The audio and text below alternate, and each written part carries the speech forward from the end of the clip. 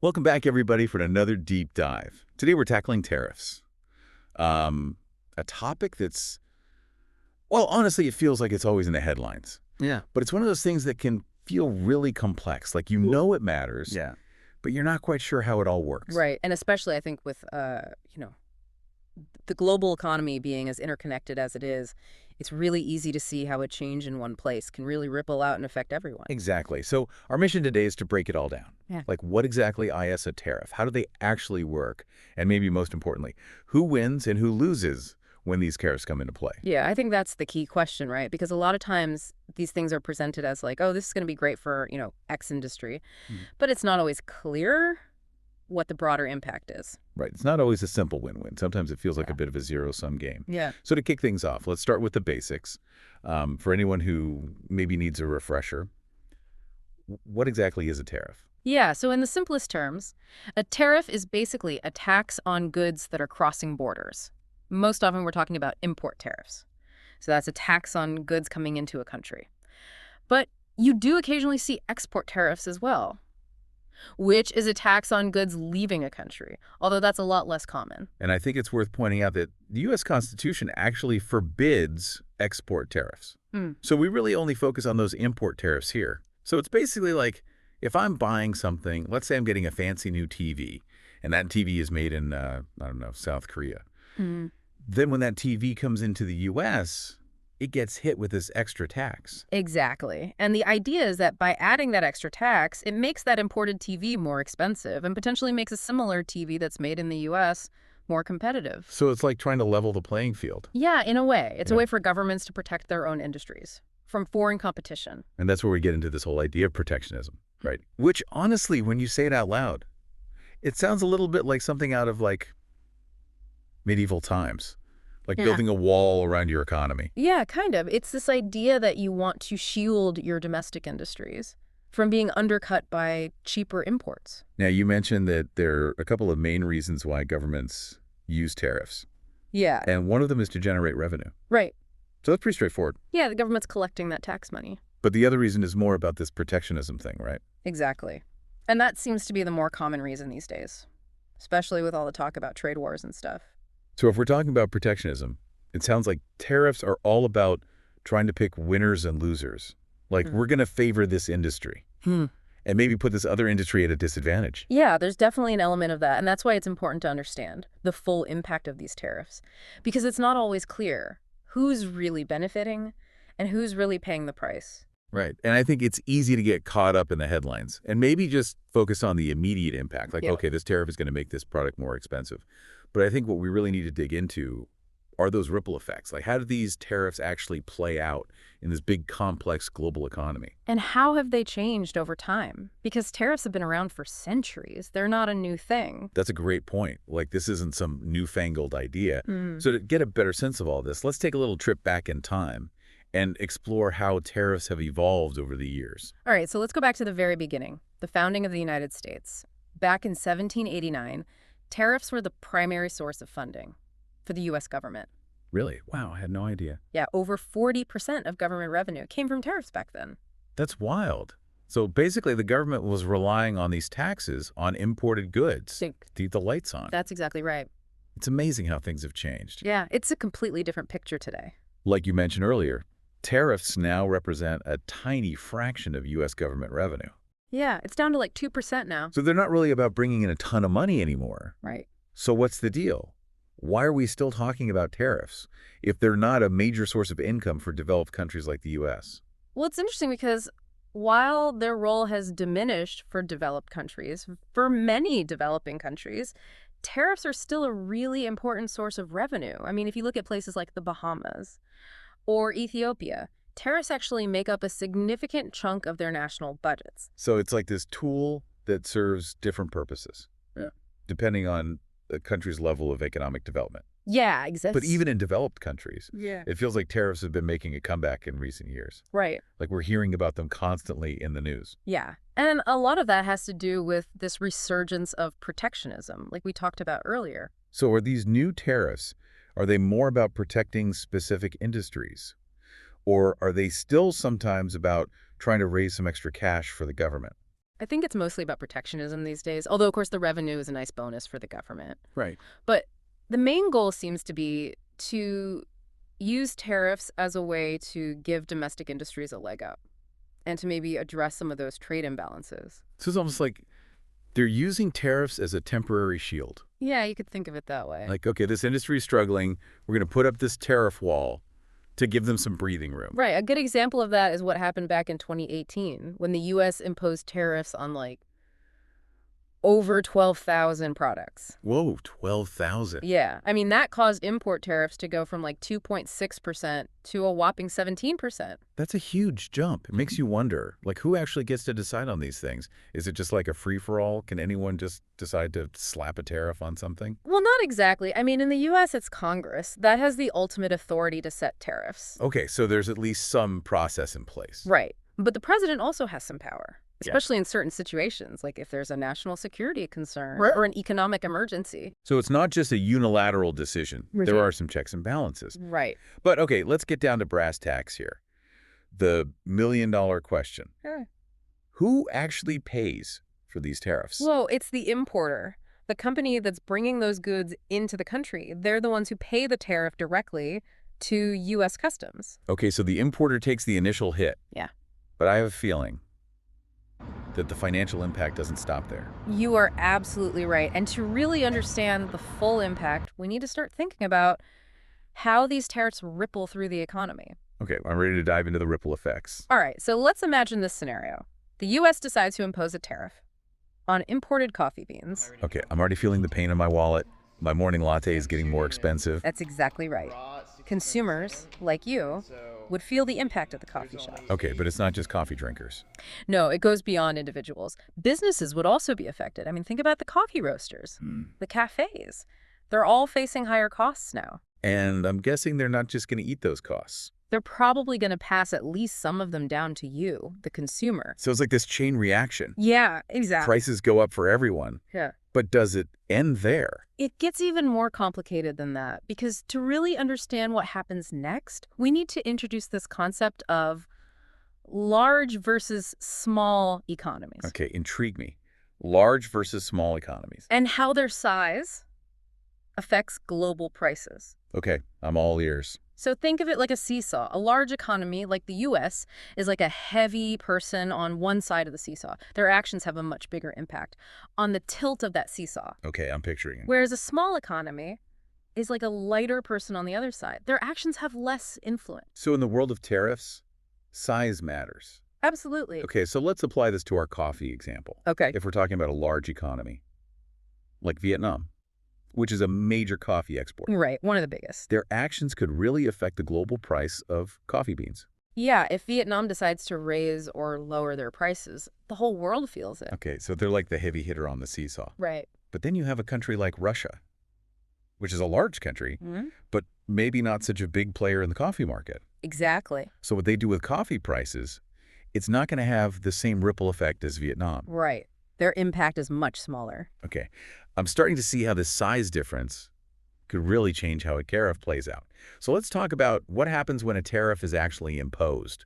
What are those ripple effects? How do things play out differently for those large versus small economies? All right, so let's stick with our coffee example. When a large open economy like the U.S. imposes a tariff on those imported coffee beans, a few things happen. First, as we discussed, those imported beans become more extensive, which impacts both consumers and businesses. But here's where it gets interesting. Because the U.S. is such a massive coffee market, those foreign producers, like our friends in Vietnam, might actually lower their prices a bit to stay competitive. So it's like a tug of war. The U.S. is pushing prices up with the tariff, and Vietnam is trying to pull them back down to keep their market share. Exactly. So maybe that morning latte doesn't get quite as expensive as we initially thought. Right. And this potential price reduction is what economists call a terms of trade gain for the U.S. Okay, terms of trade gain. Yeah. Basically, it means that the price of those imported coffee beans might not increase by the full amount of the tariff. Right. So that sounds like a win for the U.S. Are tariffs secretly a good thing for large economies? Well, not so fast, because there's another side to this coin, reduced trade volume. Okay, what does that mean? So as those prices go up, even a little bit, U.S. consumers might start buying less imported coffee, right? Maybe they switch to a cheaper brand, or they cut back on their coffee consumption overall. Okay, makes sense. And at the same time, those foreign producers, they're going to be selling less coffee overall. So it's not just about the price tag. It's also about the flow of goods around the world. Interesting. So what about those small open economies we talked about earlier? How does a tariff impact them? For smaller economies, it's a bit of a different story. They don't have the same clout on the global stage. So when they impose a tariff, the price of those imported goods just goes up by the full amount of the tariff. Ouch. So there's no terms of trade gain to soften the blow. Right. So we've got higher prices, potentially less coffee being traded. Who benefits from all this? Yeah. Is there a winner in this tariff game? It's not a simple win-lose situation. There are definitely winners and losers, but the overall impact really depends on a lot of factors. Okay, so let's break down the players. Who comes out on top and who gets left behind when these tariffs enter the picture? All right, so on the losing side, you've got the consumers and the businesses that rely on those imported goods. They're the ones feeling the immediate sting of those higher prices. Think back to our coffee example. You're paying more for your latte, and the cafe is grappling with those increased costs. Yeah, that doesn't sound like a good start for them. Right. Who else might be on the losing end? Well, depending on the specifics, the overall economy could take a hit. So even beyond those individual consumers and businesses. Yeah, because if those terms of trade gains aren't big enough to offset the negative effects of reduced trade and higher prices, the country as a whole might actually end up worse off. So potential pain for consumers, businesses, and maybe even the entire economy. Now let's flip the script. Who's likely to come out ahead in this tariff tug of war? Well, the most obvious winners are the domestic industries that are being shielded by the tariff. So in our coffee scenario, that would be the U.S. coffee producers. Okay, so they're suddenly facing less competition from those cheaper imported beans. Exactly. So they can sell more of their own coffee. Right. And probably at higher prices, too. Exactly. So it's like a protect-our-own strategy. Yeah, you could think of it that way. But it feels like there's a trade-off. Oh, absolutely. You're essentially choosing to protect those specific industries, but it comes at a cost. Higher prices for consumers and the potential to harm the broader economy. Right. Now, what about the government? Don't they get something out of this whole tariff business? You bet they do. Remember that revenue-generating aspect of tariffs we talked about? Right. Those taxes on imported goods, they bring in some extra cash for the government. Okay, so we've got winners and losers, potential gains and risks. But tariffs don't exist in a vacuum, right? It's a global economy. Things are interconnected. What happens when other countries get involved? Yeah, you're raising a crucial point. Because tariffs can trigger a chain reaction. When one country imposes tariffs, other countries might retaliate with tariffs of their own. So it's not just a one-sided policy decision. It can escalate into this back and forth, almost like a trade war. Exactly. And I'm guessing those retaliatory tariffs, Yeah, they can actually make the whole situation worse. they definitely can. I mean, it's no longer just about higher prices for those coffee beans. Now you've got restricted access to foreign markets for other goods, and prices on a whole range of products can start climbing. So that sounds messy. It can be. Has this tariff tit for tat actually happened in the real world? Oh, absolutely. I mean, the 2018 U.S.-China trade war is a prime example. Yep. The U.S. imposed tariffs on billions of dollars worth of Chinese goods, and China retaliated in kind. It was a classic example of how these retaliatory actions can escalate tensions and cause some real economic pain. Okay, so paint me a picture. What exactly went down between the U.S. and China? All right, so in 2018, the Trump administration imposed tariffs on billions of dollars worth of Chinese goods. We're talking everything from solar panels to washing machines. Wow, pretty wide range of products. Yeah, and the stated goal was to protect American jobs and to reduce the trade deficit with China. So basically, the U.S. was trying to make those Chinese products more expensive for American consumers, hoping that would boost demand for American-made goods. Exactly, but I'm guessing China didn't just sit back and watch this happen. No, they did not. They responded with retaliatory tariffs, targeting key American exports like soybeans and automobiles. So it became this tit-for-tat escalation, Right. and what was the end result? Billions of dollars in losses for businesses on both sides, and it definitely contributed to a lot of global economic uncertainty. It sounds like a classic lose-lose situation. It often is. I mean, the economic benefits of protecting those domestic industries are often outweighed by the broader negative consequences, like higher prices for consumers, and the risk of triggering those damaging retaliatory actions. So if tariffs can be so disruptive, why are they still used? It seems like such a risky gamble. That's the million-dollar question. Sometimes it's about protecting politically influential industries. Sometimes it's about trying to gain some leverage in international trade negotiations. And sometimes it's simply a matter of economic nationalism, with countries prioritizing their own interests, even if it means potentially harming the global economy.